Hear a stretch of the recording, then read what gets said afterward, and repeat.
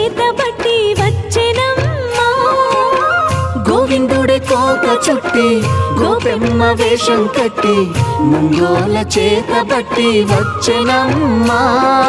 నవమోహన జీవన వరమిచ్చెనమ్మా.